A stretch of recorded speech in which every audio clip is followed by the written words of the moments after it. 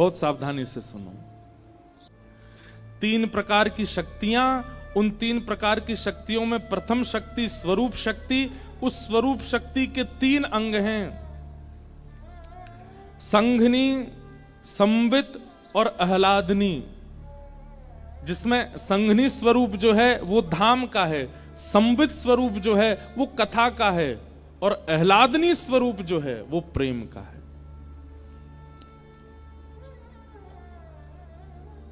कई लोग अपने जीवन में नाम जप धर्म केवल इसलिए करते हैं क्योंकि उनको धाम चाहिए। हमें वैकुंठ जाना है, हमें गोलोक धाम जाना है, हमें साकेत जाना है।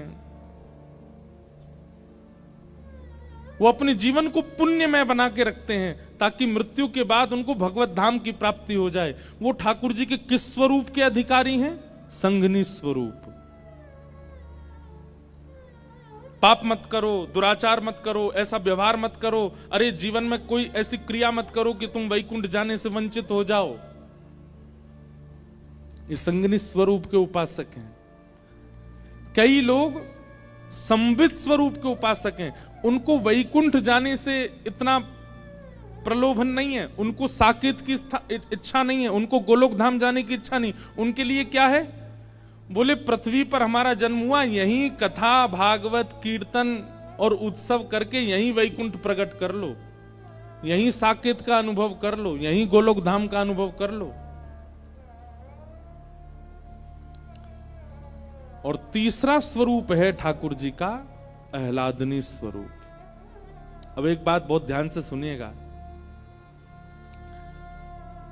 संधनी और संवित, इन 2 का अधिकार मुझे आपको हम सबको है, पर ठाकुर जी का जो आह्लादनी शक्ति का स्वरूप है उसका अधिकार केवल ठाकुर जी को है। ठाकुर जी ने उसका प्रयोग अपने लिए किया है। भाई हम सबका स्वरूप होता है कि हम कुछ अंश परिवार वालों के लिए रखते हैं, कुछ अंश मित्रों के लिए रखते हैं, कुछ अंश व्यवहार के लिए रखते हैं, कुछ अंश संसार के, और कुछ अंश अपने लिए भी तो रखते हैं। अभी तक हमने जितने नाम बताए, स्वरूप शक्ति, तटस्था शक्ति, माया शक्ति, संघनी शक्ति, संवित शक्ति, ये सब ठाकुर जी ने सबके लिए बनाई। एकमात्र एक ऐसी शक्ति है जिसको अपने लिए प्रयोग किया, आह्लादनी शक्ति।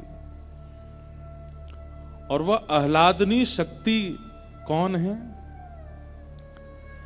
श्री कृष्ण का धाम संघनी शक्ति है, श्री कृष्ण का ज्ञान संवित शक्ति है, और श्री कृष्ण के भीतर उत्पन्न होने वाला आनंद, प्रेम, उन्माद, उत्साह, वो आह्लादनी शक्ति श्री राधा रानी, श्री किशोरी जी हैं।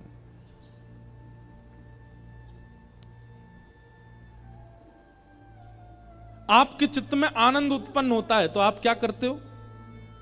आप उसको हंस करके प्रकट कर देते हो, आप उसको नाच करके प्रकट कर देते हो, आप उसको खेल करके प्रकट कर देते हो, आप उसको तैयार होकर प्रकट कर देते हो, आप कुछ बना करके प्रकट कर देते हो। ठाकुर जी के चित्त में जब आनंद उत्पन्न हुआ तो ठाकुर जी हंसे नहीं, नाचे नहीं, ठाकुर जी ने कुछ बनाया नहीं, कुछ गाया नहीं। अपने उस समस्त आनंद को, जो नाचता भी है, जो गाता भी है, जो हंसता भी है, जो श्रृंगार भी करता है, जो सब प्रकार से आकर्षक है, ठाकुर जी का वह हृदय का आनंद ही किशोरी जी के रूप में प्रकट हो गया। आपका आनंद आपसे विलग नहीं होता, आपका आनंद आप में ही दिखने लगता है, पर ठाकुर जी का आनंद विलग होकर के सन्मुख प्रकट हो गया। वो किशोरी जी है, वो श्री राधा रानी है, वो ठाकुर जी की आह्लादनी शक्ति।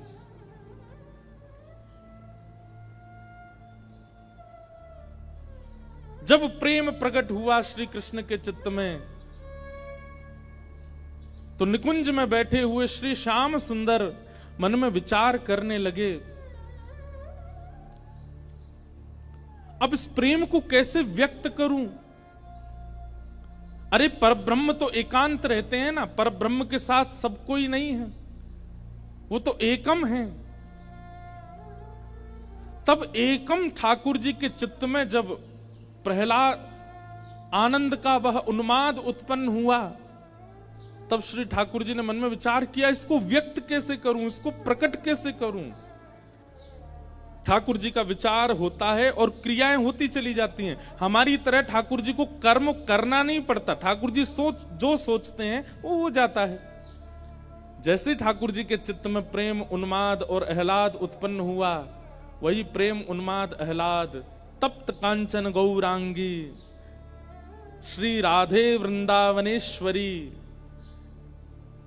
कंचन जैसा गौर वर्ण, मृग जैसे नेत्र, मधुर मुस्कान, सुंदर अलकावली, अद्भुत श्रृंगार स्वरूप, और यह सब धारण करके जो श्री कृष्ण एक आनंद की स्थिति में जो व्यक्ति करता है, वह सारे भावों को अपने अंदर समेट करके श्री किशोरी जी का स्वरूप प्रकट हो गया ठाकुर जी के सन्मुख। जिनको देख करके सब आकर्षित रहते हैं, वो जिनको देख करके आकर्षित हो गए, वो श्री किशोरी जी हैं, वो श्री लाडली जी हैं। समझ में आई बात? ठाकुर जी की स्वरूप शक्ति और उस स्वरूप में भी आह्लादनी शक्ति श्री राधा रानी है, श्री किशोरी जी है। इसलिए हमारे वृंदावन में घूंघट करके बैठी हैं। बहुत कारण है उसके पीछे। एक कारण यह भी है, ठाकुर जी कह रहे हैं इनके रूप को आस्वादन करने को अधिकार केवल मेरो है, केवल मैं देखूंगा इनको और कोई नहीं है। ये मेरे काज प्रकट भई है, मैं सबको क्यों दिखाऊं? इसलिए किशोरी जी घूंघट करके बैठे।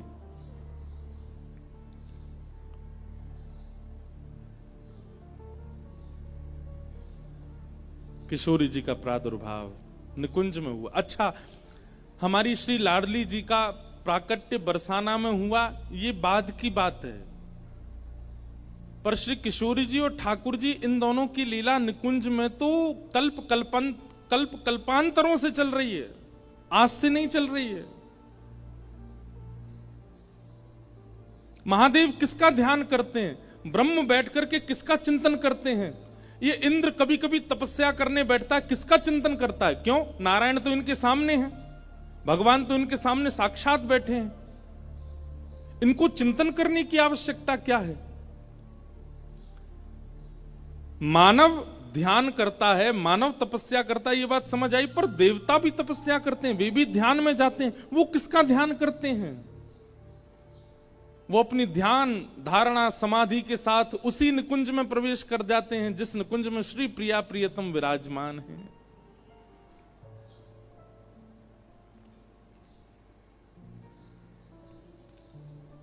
और वहां वही निकुंज विलास का दर्शन करते हैं जहां किशोरी जी और ठाकुर जी नित्य विराजते हैं।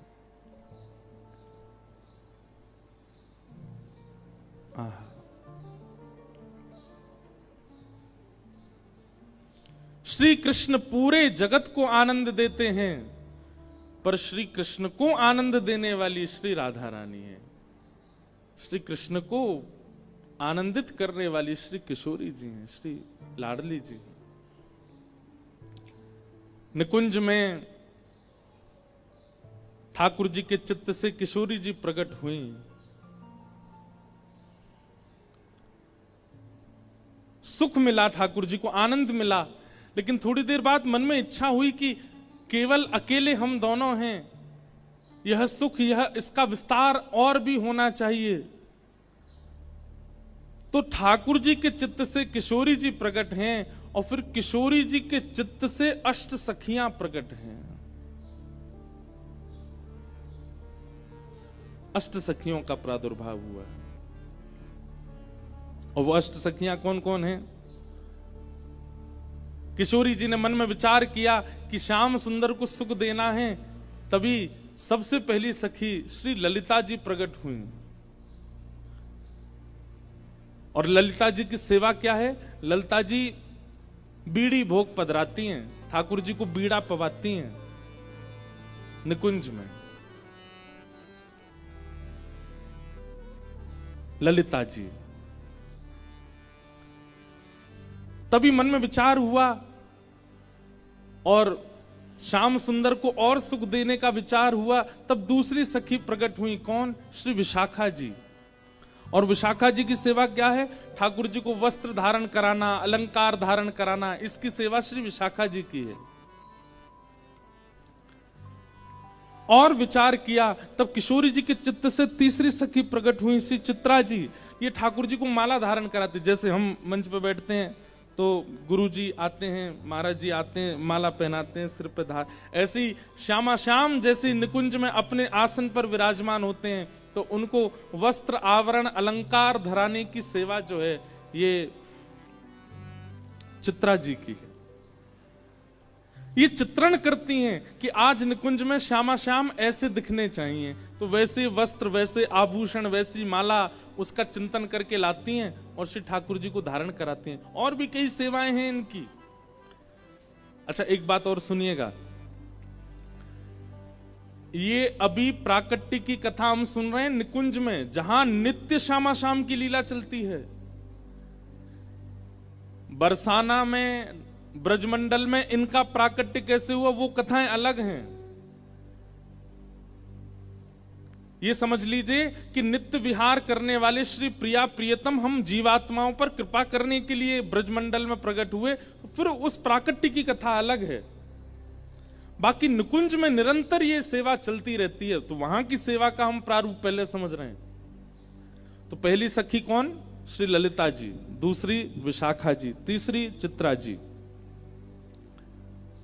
चौथी सखी हैं इंदुलेखा। ठाकुर जी की चौथी सखी श्री इंदुलेखा जी। और इंदुलेखा जी की सेवा क्या है?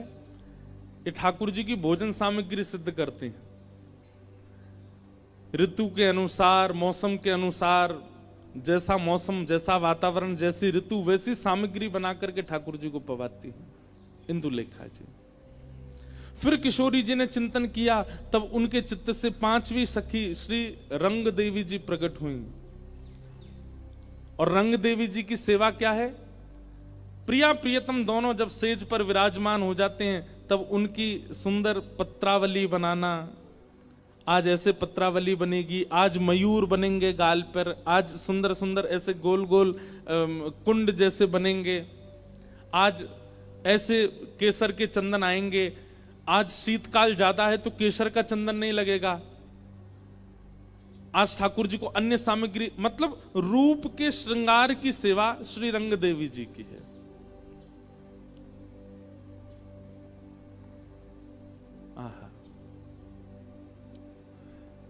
छठवीं सखी हैं श्री तुंग विद्या जी। और तुंग विद्या जी की सेवा क्या है? जब प्रिया प्रियतम दोनों श्रृंगार करके सेज पर विराजमान हो जाते हैं, तब उनके सम्मुख नृत्य करना, गान करना, सुंदर सुंदर राग रागनियों को प्रस्तुत करना, विविध विविध प्रकार के नृत्यों को तैयार करके श्री प्रिया प्रियतम का विलास करना, ये तुंग विद्या जी की सेवा है। किशोरी जी के चित्त से फिर सातवीं सखी प्रकट हुई, जिनका नाम है चंपक लता। चंपक लता जी की सेवा क्या है? चंवर डोराना, ग्रीष्म ऋतु में पंखा करना।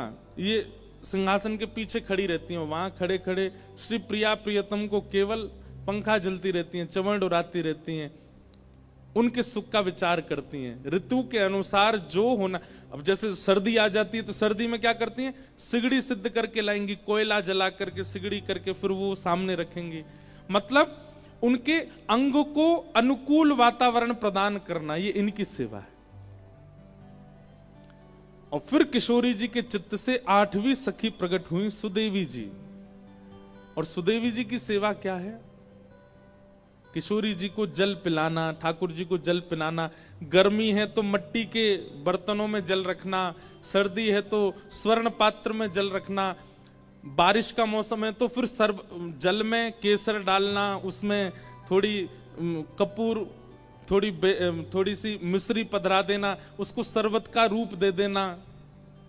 विविध विविध प्रकार से शरबतों को तैयार करके किशोरी जी को पिलाना, दूध पिलाना, पेय पदार्थ निर्माण करके देना, उनके श्रम को दूर करना, ये सेवा सुदेवी जी की है। ऐसे अष्ट सखियां प्रकट हुई।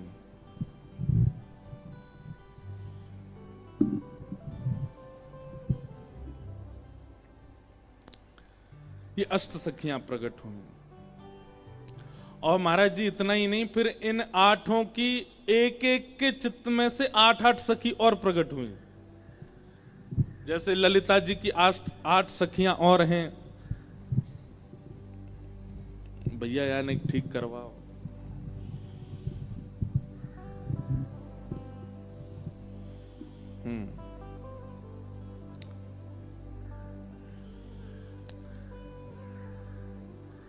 ललिता जी, विशाखा जी, चित्रा जी, इंदु जी, रंग देवी जी, तुंग विद्या जी, चंपकलता जी और सुदेवी जी, ये अष्ट सखियां हैं ठाकुर जी की। ये सब कहां से प्रकट हुई? किशोरी जी के चित्त से इनका प्रादुर्भाव हुआ। अब इसकी मूल बात को मत भूलिएगा, ये सब हैं कौन? श्री राधा रानी से लेकर के सुदेवी तक, ये सब ठाकुर जी की स्वरूप शक्ति है। और इस स्वरूप शक्ति का प्रादुर्भाव आह्लादनी शक्ति से हुआ। स्वरूप शक्ति की भी 3 शक्तियां, जिनमें 2 सबके लिए हैं और एक ठाकुर जी के अपने सुख के लिए है, अपने आनंद के लिए है, अपने विलास के लिए है। और उस आह्लादनी शक्ति में से श्री किशोरी जी और अष्ट सखियां प्रकट हो गए। इसलिए किशोरी जी ठाकुर जी से विलग नहीं है, किशोरी जी ठाकुर जी से अलग नहीं। अब है गयो, अब रख दो, अब गिरे को तो ले लेंगे। हाँ, ये निकुंज की लीला है। फिर इन्हीं में 8 मंजरियां प्रकट हुई, जो कि गौड़िया वैष्णव संप्रदाय की मुख्य मानी जाती हैं। जैसे हमारे यहां हमारे हरिवंशियों में, हरदासियों में सखियां प्रधान हैं, सहचरियां प्रधान हैं। ऐसे ही गौड़िया वैष्णव संप्रदाय में वहां मंजरियां प्रधान हैं। तो वहां रूप मंजरी, लवंग मंजरी, तुलसी मंजरी, मंजू लाली मंजरी, गुंज मंजरी, विलास मंजरी, रस मंजरी, ये 8 मंजरियां प्रकट होती हैं किशोरी जी के चित्त से, और फिर वो सेवा करती हैं ठाकुर जी की। तो ये निकुंज का स्वरूप है। निकुंज में इस प्रकार श्री जी ठाकुर जी से प्रकट होती हैं और श्री जी से सब सखियां प्रकट होती हैं। और किसके लिए? केवल ठाकुर जी को सुख विलास देने के लिए, आनंदित करने के लिए। लेकिन हम जीवात्माओं पर कृपा करने के लिए वही निकुंज के श्यामा श्याम पृथ्वी पर पधारते हैं। ठाकुर जी ने मन में विचार किया कि कलयुग में ज्ञान से उद्धार तो होगा, लेकिन बहुत कम लोग ज्ञान का आश्रय लेंगे। फिर ठाकुर जी ने विचार किया कि वैराग्य से उद्धार होगा, पर वैराग्य का आचरण भी लोग कम मात्रा में करेंगे। तब ठाकुर जी ने कहा कि भाई इस कलिकाल में एक प्रेम उद्धारक बन सकता है। उसके लिए ठाकुर जी प्रेम स्वरूप धारण करके आए। हम सब पर कृपा करके श्री ठाकुर जी मन में विचार किया, किशोरी जी से कहा, हे श्यामाजू मोकू जानो है ब्रजमंडल में उद्धार करवे के काजे, आप भी कृपा करके पधारो। किशोरी जी ने कही कि यत्र वृंदावनम नास्ति यत्र नो यमुना नदी, यत्र गोवर्धनम नास्ति तत्र नो रमते मनः। जहां वृंदावन नहीं, गोवर्धन नहीं और यमुना जी नहीं, यहां मेरा मन नहीं लगता। तब ठाकुर जी बोले, ठीक है, आपकी इच्छा के लिए, आपकी इच्छा की पूर्ति के लिए मैं इन तीनों को निकुंज से नीचे ले चलता हूं। तो वृंदावन, गोवर्धन और श्री यमुना जी, ये तीनों पृथ्वी पर नहीं थे। इनको ठाकुर जी श्री जी के प्रकट की शर्त पर लेकर के आए, क्योंकि श्री जी इसी शर्त से आएंगी कि ये तीनों हों। इसीलिए हमने गाया, श्यामा हृदय कमल सो प्रगटो, श्याम हृदय को भाई वृंदावन प्यारो। वृंदावन ब्रह्मा की कृति नहीं है, किशोरी जी की कृति है। गोवर्धन ब्रह्मा की कृति नहीं है, किशोरी जी ने बनाया है। और श्री यमुना जी, ये तो किशोरी जी और ठाकुर जी जब नृत्य करते हैं, निकुंज में विलास करते हैं, तो उनके अंग का श्रम जल ही श्री यमुना जी बनकर के बहने लगता है।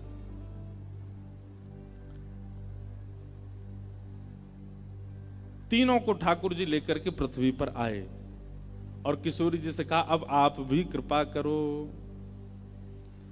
किशोरी जी बोली, पहले आप प्रकट है जाओ, फिर हम आएंगे। अब देखो यहां पर भी 2 पक्ष हैं। कई जगह ऐसी मान्यता है कि किशोरी जी 1 वर्ष बड़ी हैं ठाकुर जी से, और कई जगह ऐसी मान्यता है कि किशोरी जी 1 वर्ष छोटी हैं, 1 वर्ष 1 महीना छोटी हैं ठाकुर जी से। अब इसमें भी यह है कि हमारे ब्रज के रसिक जन अपने मनोभाव से इस भाव को स्वीकार करते हैं। अब जैसे गौड़िया परंपरा में आप सुनेंगे तो वहां किशोरी जी को छोटा मानते हैं, लाल जी से छोटी हैं किशोरी जी। पर हमारे ब्रज की कई बधाइयां ऐसी हैं, उन बधाइयों को अगर प्रमाण माने तो उन बधाइयों में ठाकुर जी का जन्म हो रहा है और किशोरी जी मैया की गोद में बैठ करके आई हैं लाला को देखने के लिए। तो उन बधाइयों के अनुसार किशोरी जी बड़ी हैं ठाकुर जी से। पर अब बड़ी हो चाहे छोटी हो, हमारे लिए तो किशोरी जी हैं। तो जिस भी भाव में हैं वो हम स्वीकार करते हैं। पर आज हम ये भाव, इस भाव से सुनेंगे कि किशोरी जी छोटी हैं लाल जी से, लाल जी बड़े हैं किशोरी जी से।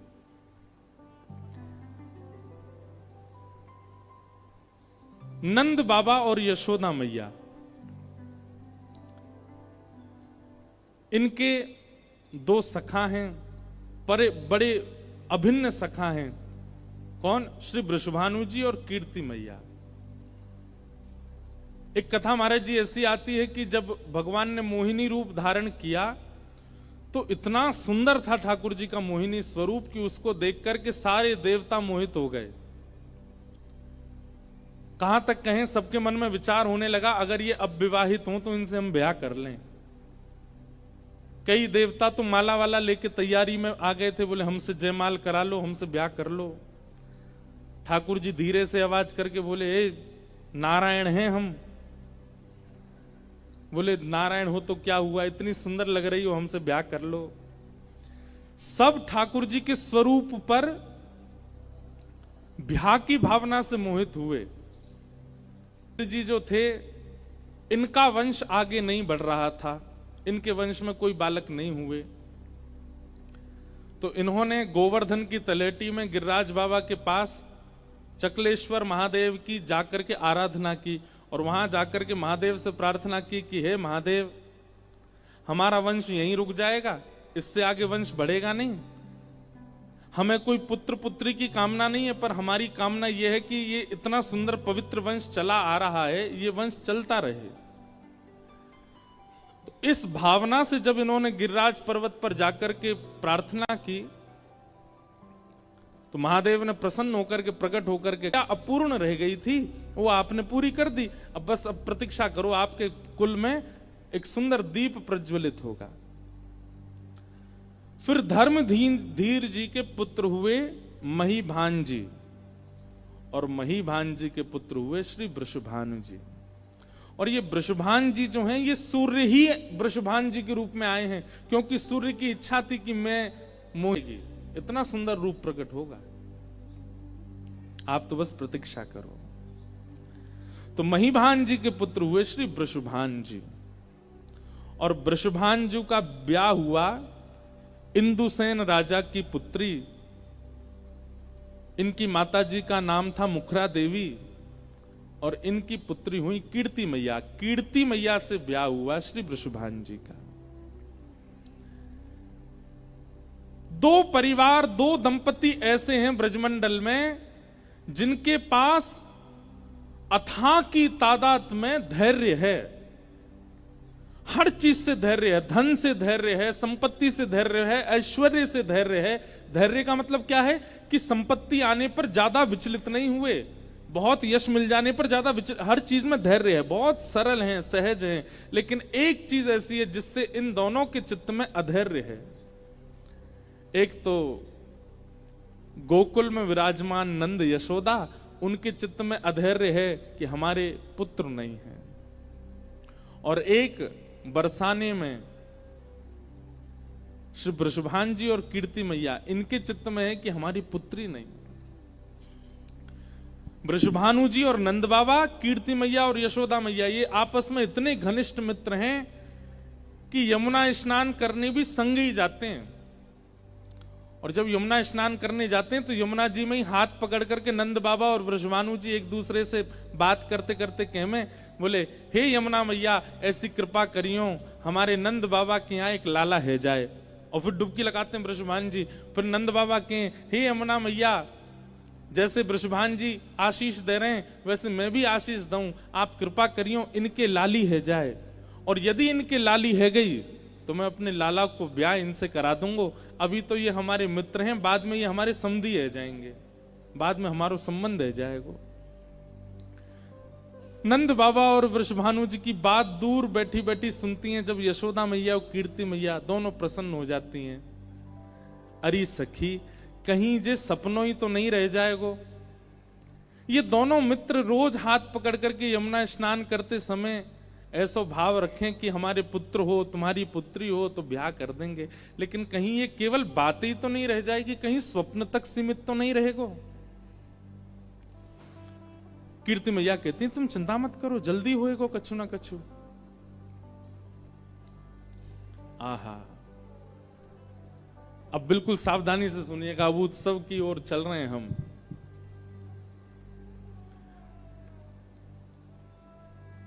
नंद बाबा और यशोदा मैया दोनों प्रार्थना करते हैं कि एक पुत्र हो जाए। और पुत्र की कामना किस लिए है?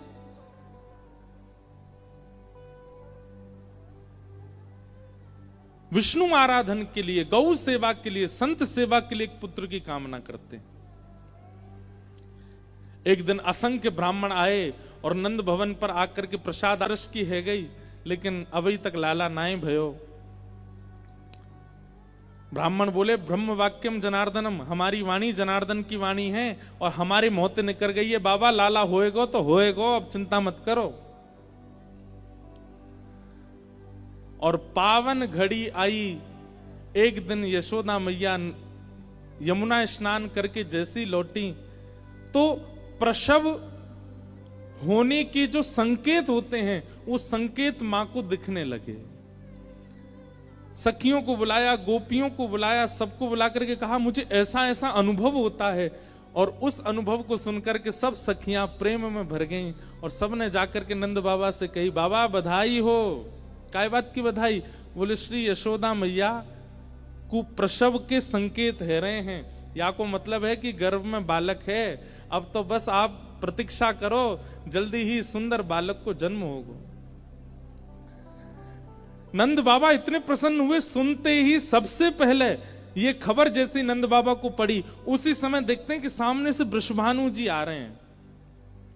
नंद बाबा के नेत्रों में प्रेम अश्रु हैं, प्रेम पुलकित नेत्र हो रहे हैं। नंद बाबा दौड़े दौड़े गए, वृषभानु जी को जाकर के हृदय से लगाया। वृषभानु जी बोले अरे आज इतने प्रसन्न कैसे, कहा बात है? और ये प्रेम के अश्रु क्यों छलक रहे हैं नेत्रन से, कहा बात है?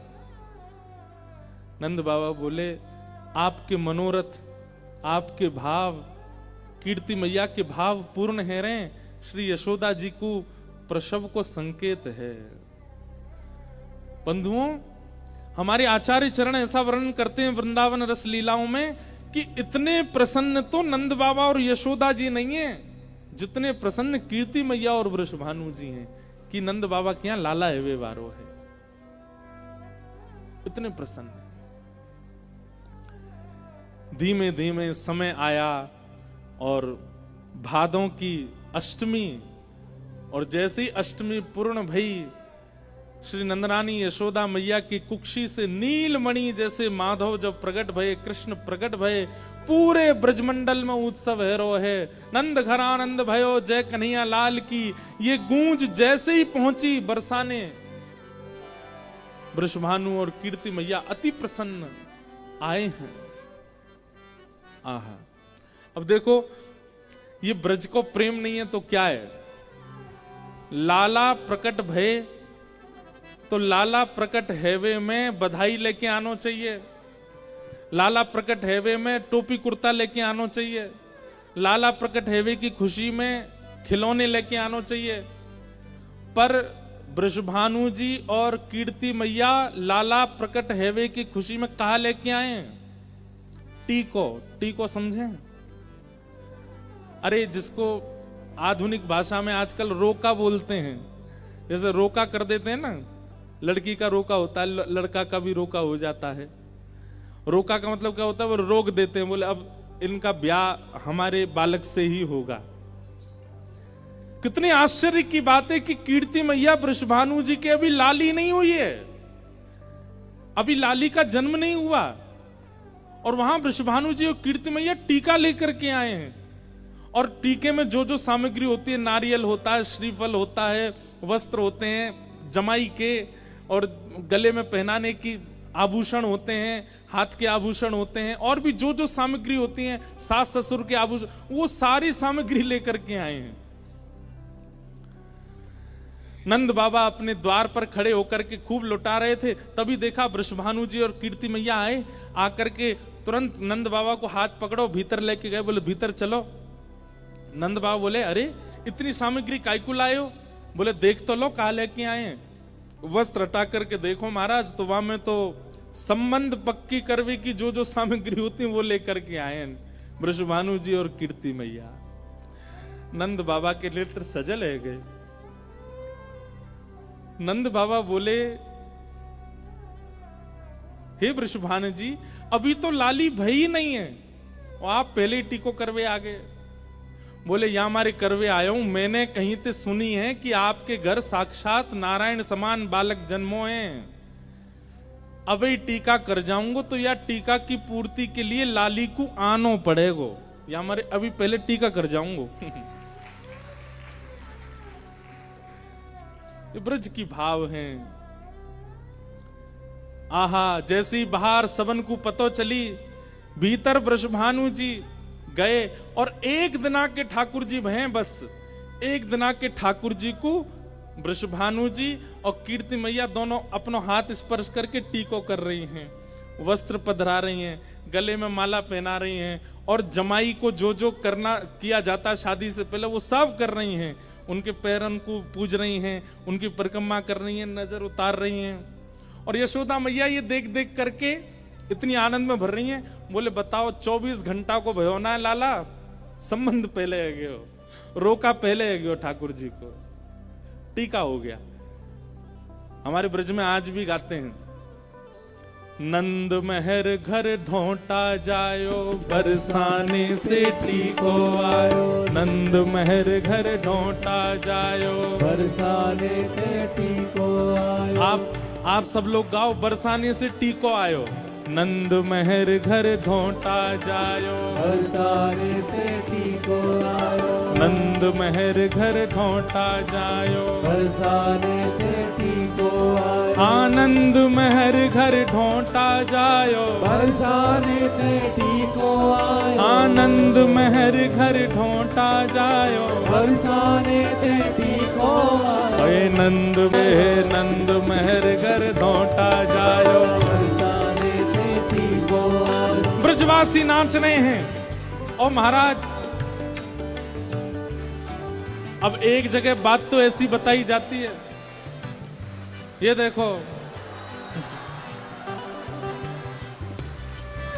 महाराज जी आज किशोरी जी के प्रादुर्भाव पे, और प्रादुर्भाव तो बाद में होगा, अभी ठाकुर जी को ब्याह पक्को है, हमारे देवता बरस रहे हैं। एक जगह ऐसी बात बताते हैं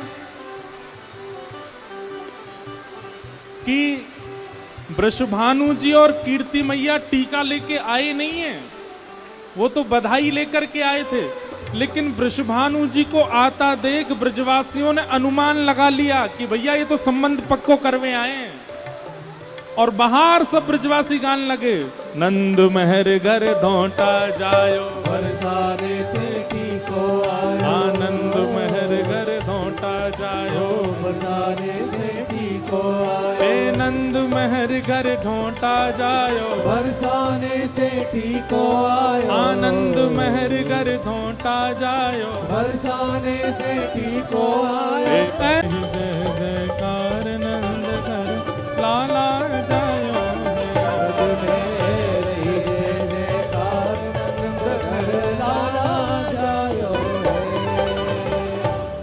विराज जाओ, सब लोग बैठ जाओ, बधाई हो, बधाई हो, बधाई हो। वाह भैया, आज तो आज तो ये कहना गलत होगा कि देव पुष्प वर्षा कर रहे हैं। ये पुष्प नहीं लुटा रहे हैं, आज तो देवता खुद ही वर्षा बन बन के कूद रहे हैं। ये स्वयं ही उतर करके आ रहे हैं दत्त धाम में इस आनंद उत्सव के लिए।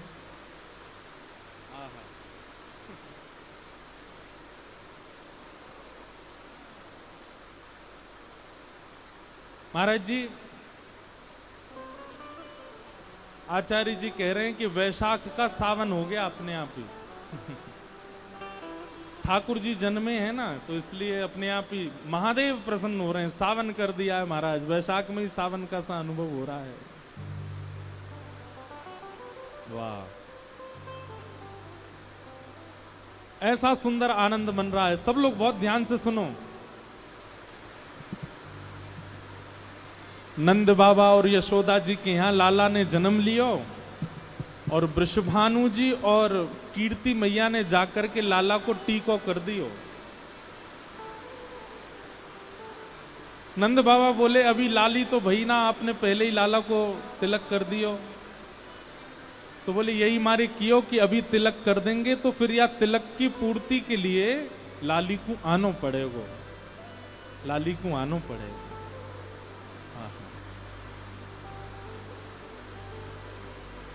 ब्रजमंडल में उत्सव भय, नंद बाबा खूब लुटा रहे हैं। तब वृषभानु जी ने बस अपने आंचल को पसार करके एक ही वस्तु मांगी कि बधाई में देनो हो तो अपने लाला को दे दो, बस और कुछ नहीं चाहिए। ये जैसे लाला आपके हैं वैसे ही लाला हमारे बने रहे, ऐसी कृपा। नंद बाबा ने हृदय से लगाया वृषभानु जी को। वृषभानु जी और कीर्ति मैया वापस बरसाने चले गए, और अब बस प्रतीक्षा कर रहे हैं कि कब वह घड़ी आवेगी और लाली को अवतरण होएगा। संत जनों की कृपा से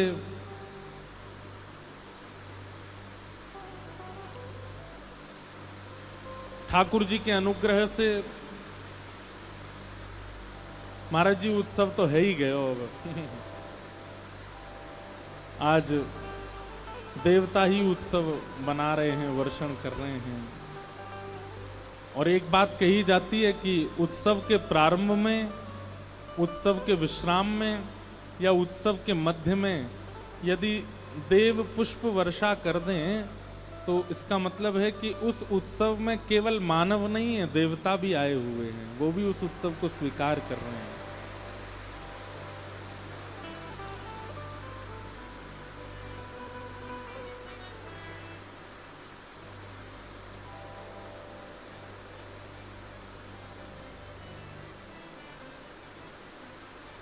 लाला को जन्म है कि और कछु दिना बाद श्री कीर्ति मैया को अब जैसे यशोदा मैया को प्रसव के गुण अनुभव हो रहे थे, ऐसे कीर्ति मैया को भी अब प्रसव के गुण अनुभव होने लगे। यहां वर्णन करते हैं कि 9वां महीने की अंतिम रात्रि, 9वें महीने की अंतिम रात्रि थी, और श्री कीर्ति मैया और वृषभानु जी दोनों सोए हैं। तभी वृषभानु जी के स्वप्न में क्या आता है कि वृषभानु जी बैठे हैं और तभी एक छोटी सी किशोरी डगमग डगमग चाल चलती सी भई आई और श्री वृषभानु जी की गोद में बैठ गई और बैठ करके वृषभानु जी की दाढ़ी से खेल रही है। और ठीक उसी समय कीर्ति मैया को भी स्वप्न आया, और कीर्ति मैया को क्या स्वप्न आया कि एक नन्ही सी किशोरी सुंदर गौर वर्ण स्वरूप है, वो आई है और आकर के गोद में बैठ करके मानो कीर्ति मैया की छाती टटोल रही है और मानो कह रही है कि मुंह को दूध पिलाओ।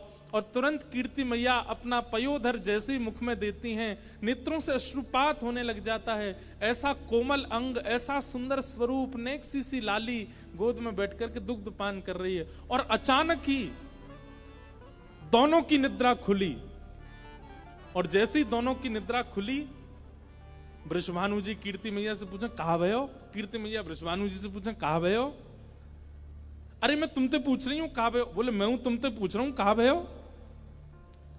कीर्ति मैया बोली मैंने तो एक सपना देखो। वृषभानु जी बोली अरे मेहर मैंने भी एक सपना देखो, तुम पहले बताओ तुमने कहा सपने में देखो। तब वृषभानु जी बताते मैंने तो सपने में देखो एक नेक्सी सी लाली गोद में आके मेरी दाढ़ी ते खेल रही है। कीर्ति मैया के नेत्र सजल है गए, बोले मोए भी यही सपना आया कि एक लाली मेरी गोद में बैठकर के मेरो पयोधर पी रही है। और ये दोनों के मध्य में चर्चा चली रही थी कि अचानक से श्री कीर्ति मैया को प्रसव पीड़ा प्रारंभ हुई। और जैसे ही प्रसव पीड़ा प्रारंभ हुई,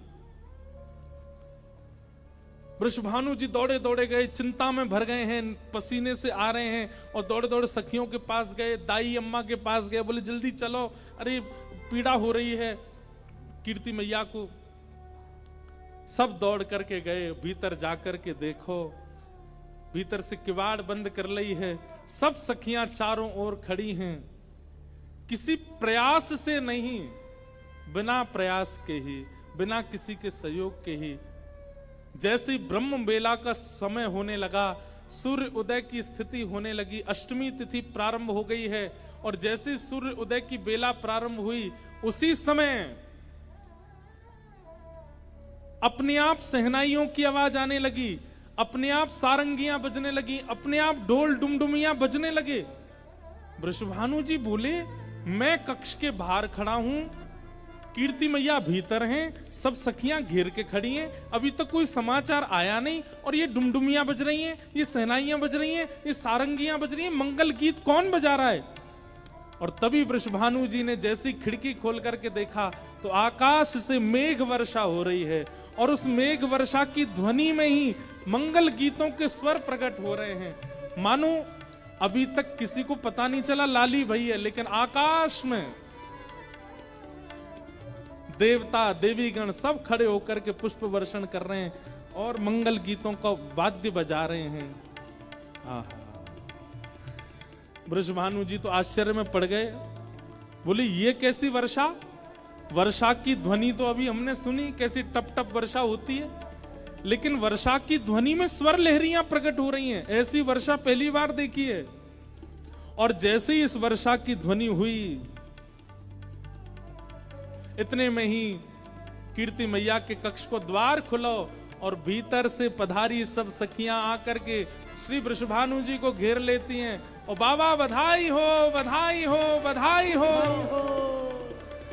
वृषभानु जी के हाथ पैर कांप रहे, क्योंकि सुनना चाहे कि लाली भई है, कहीं ये नहीं कहें लाला भयो, बधाई तो पता मो भई है, लेकिन लाली भई है ये समाचार मिले। वृषभानु जी कह रहे मैं तुम्हारे हाथ जोड़ूं, पाम पूजू, पहले ये बताओ कौन भयो। तो चलिए वृषभानु जी को कि लाली भई है। वृषभानु जी तो इतने आनंद में भर गए,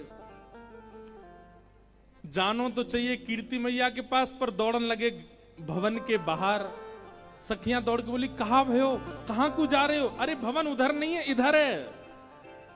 तब वृषभानु जी बोले मुंह को पतौली चल रही है, ऐसा लग रहा है कि कमरा बदल गए हैं, खिड़की बदल गई है, कचू है रहे हो भीतर से। अरे सखियों मेरी स्थिति नहीं है भीतर जावे की, तुम आओ मुंह को पकड़ के ले चलो। और सब सखियां मानो जैसे कोई बहू को पकड़ के ले जाती है, ऐसे वृषभानु जी को पकड़ के भीतर लाए हैं। और तभी देखिए आहा, कीर्ति मैया के बगल में ऐसी मानो जैसे कमल दल खिल गया हो, कमल किसी कली खिल गई हो, ऐसी किशोरी जी का सुंदर स्वरूप विराजमान। आज अपने भाग्य की सराहना श्री वृषभानु जी नहीं कर रहे हैं, देवता भाग्य की सराहना कर रहे हैं वृषभानु जी के। ऐसे आनंद में भर गए, हृदय से लगा करके नेत्र सजल हो गए। बंधुओं एक बात कहें, लाला जन्म होता है ना तो घर में उत्सव होता है, पर जब लाली जन्म लेती है ना तो माता पिता के नेत्र सजल हो जाते हैं, नेत्र करुणा से भर आते हैं, भाव से भर आते हैं। और एक बात और कहते हैं हम, लाला जन्म लेता है ना तो पिताजी माताजी बड़े खुश होते हैं, चलो हमारे भाग्य का दीपक हुआ। लेकिन लाली जब जन्म लेती है ना तब पिता को माता को अपना कर्तव्य समझ में आने लग जाता है।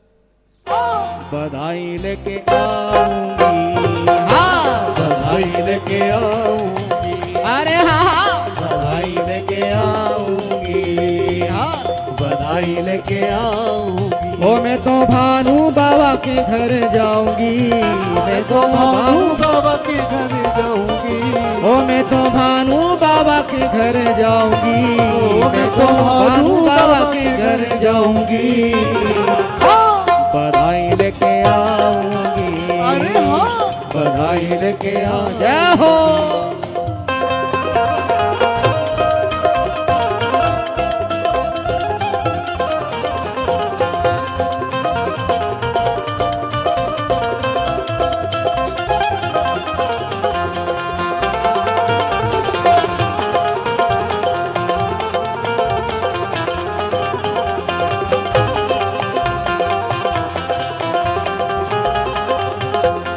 मैंने सुना है वहाँ लाली भई है, सुना है वहाँ लाली भई है, ओ मैंने सुना है वहाँ लाली भई है, सुना है वहाँ लाली भई है, हाँ लाली भी जग से निराली भई ओ है, लाली भी जग से निराली भई है, हाँ लाली भी जग से निराली भई ओ है। लाली भी जग से निराली भई हो जाके लाली के दर्शन पाऊंगी, हो जाके लाली के दर्शन पाऊंगी, हो जाके लाली के दर्शन पाऊंगी, जाके लाली के दर्शन पाऊंगी, बधाई लेके आऊंगी, बधाई लेके आऊंगी, अरे हाँ हाँ बधाई लेके आऊंगी, बधाई लेके आऊंगी। श्री राधा रानी की।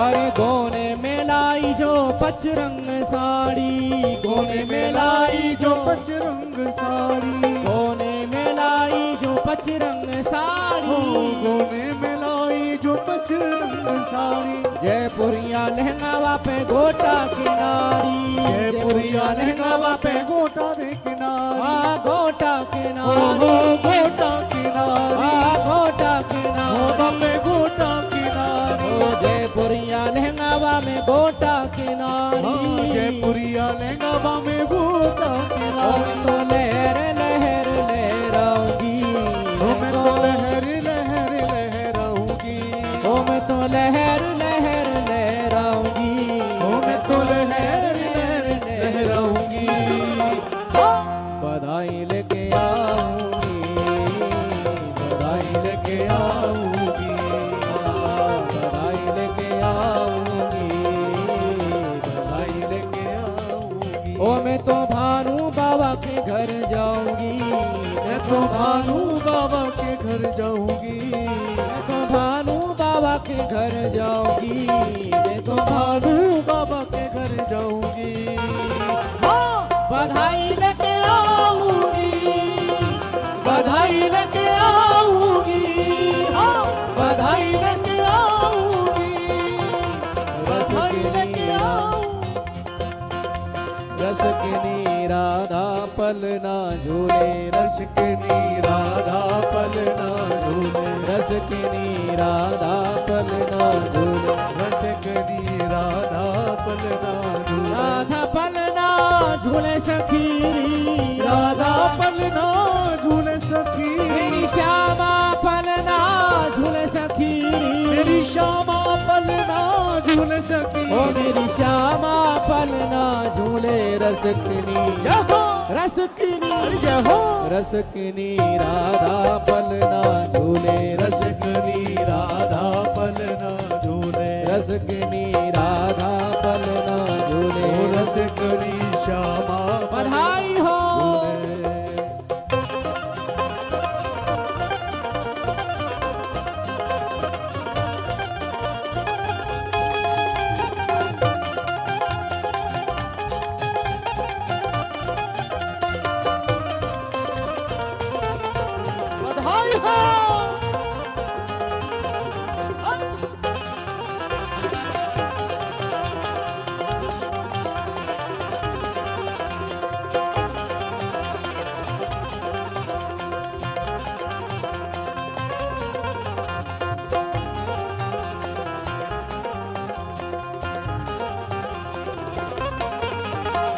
रतन जड़त को पलना सोए, रतन जड़त को पलना सोए, रतन जड़त को पलना सोए, रतन जड़त को पलना सो निरख जननी मन मोहे, निरख जननी मन मोह, निरख जननी मन मोहे, निरख जननी मन रसकनी रसकनी राधा पलना झूले, रसकनी राधा पलना झूले, रसकनी राधा पलना झूले, रसकनी राधा पलना, अरे राधा पलना झूले सखीरी, राधा पलना झूले सखीरी, राधा पलना झूले सखीरी, राधा पलना झूले सखीरी, मेरी श्यामा पलना झूले, रसकनी राधा, रसकनी राधा, रसकनी राधा पलना झूले, रसकनी राधा पलना झूले, रसकनी राधा पलना झूले, रसकनी राधा पलना झूले।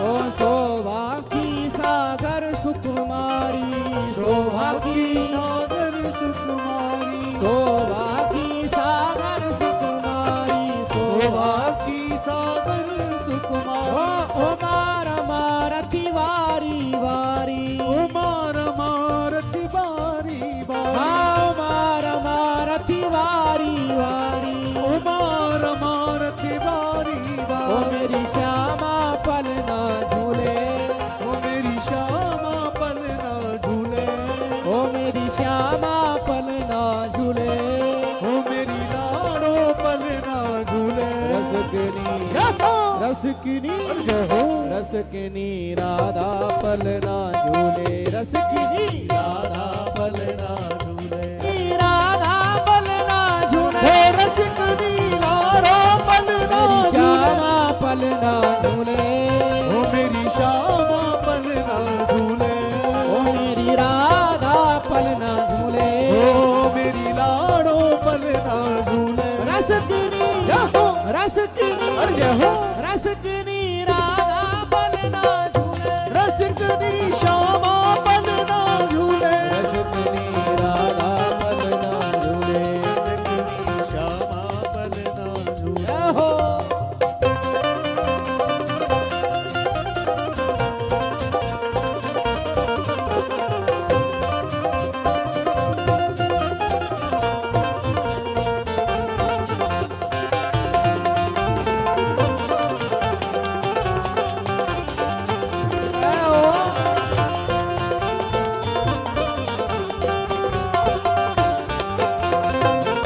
अरे दे दे बधाई मैया, दे दे बधाई, दे दे बधाई मैया, दे दे बधाई, दे दे बधाई मैया, दे दे बधाई, ओ दे दे बधाई मैया, दे दे बधाई, अरे लाली की हाँ लाली की सुन के मैं आई, कीरत मैया दे दो बधाई, ओ लाली की दुने के में आई, ओ कीर्त मैया दे दे बधाई, ओ लाली जन्म सुन आई, कीरत मैया दे दो बधाई, ओ लाली जन्म सुने आई, कीर्त मैया दे दे बधाई,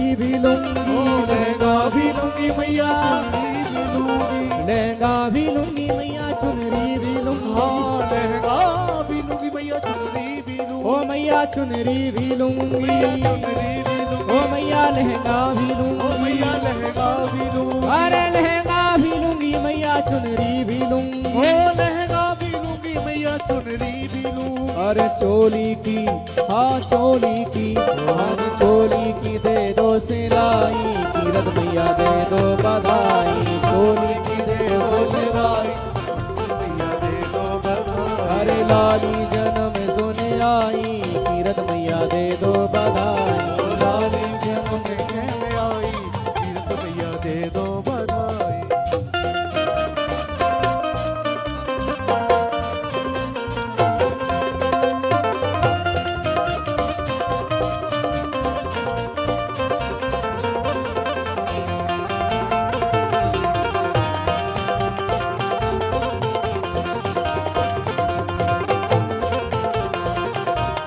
उत्सव मना था और वह उत्सव पे भारी पड़ गया आज श्री जी को उत्सव।